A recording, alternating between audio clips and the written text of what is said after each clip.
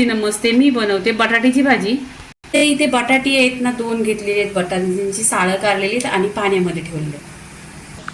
इथे आहे ना छोटंसं असं मी कुटून घेतलं, जिथं आपण शेंगदाणा कुटतो त्याच्यामध्ये लसूण, अद्रक आणि कढीपत्ता आणि जिरं घेतलेलं आहे, छान असं टेसलेलं आहे। या टेसलेल्याचे आहे ना टेस्ट एकदम टेस्टी आहे बटाट्याची भाजी। बटाट्याची भाजी आहे, हिंग घेतलेलं आहे, चवीनुसार मीठ घेतलेलं आहे, हळदी पावडर, धना पावडर आणि कोथिंबीर, कांदा, कश्मीरी लाल मिरची पावडर आणि हा गरम मसाला आहे। गरम मसाल्याचा माझा व्हिडिओ आलेला आहे, तुम्ही पहा। आणि इथे आहे ना राई घेतलेली आहे।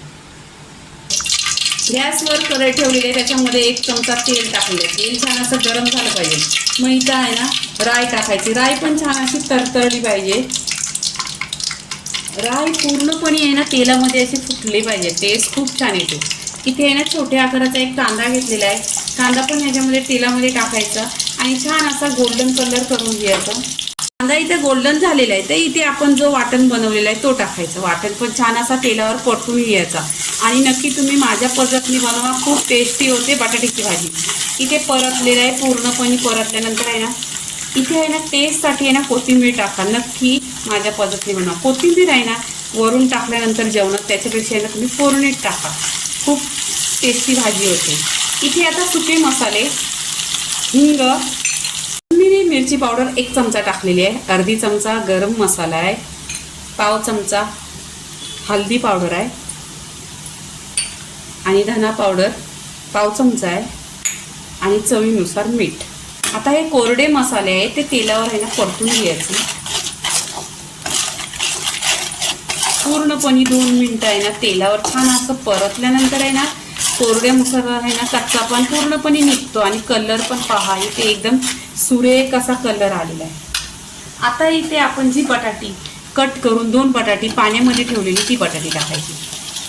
बटाटी टाकल्यानंतर बटाटी पण आहे ना 1 मिनिट तेलावर परतून घ्यायची, पूर्णपणे मसाला आहे ना बटाट्यांना लागला पाहिजे। इथे पहा कलर पण छान येतोय आणि दिसायला खूप छान आहे आणि टेस्ट 1 नंबर आहे।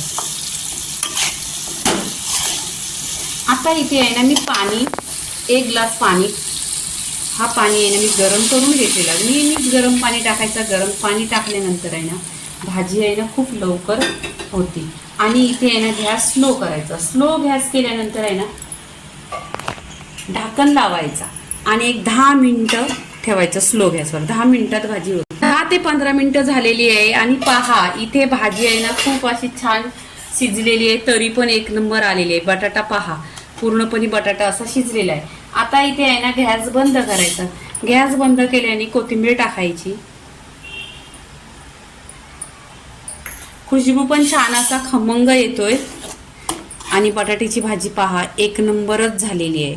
तर बटाट्याची भाजी पूर्णपणे झालेली आहे। लाईक करा, शेअर करा, सबस्क्राईब करा आणि नेहमीच खात राहा। धन्यवाद।